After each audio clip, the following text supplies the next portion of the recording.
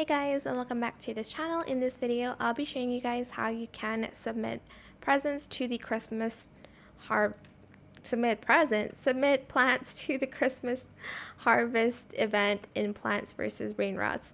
So wait for this, the Snowfall weather.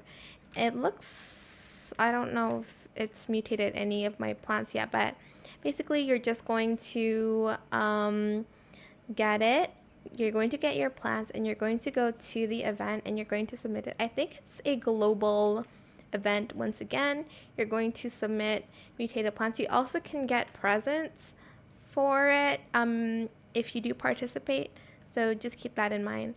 I hope it was helpful for you guys. Don't forget to like, comment, share, and also subscribe to this channel if you haven't done that already. If you have any more questions about this video, just leave it in the comment section down below.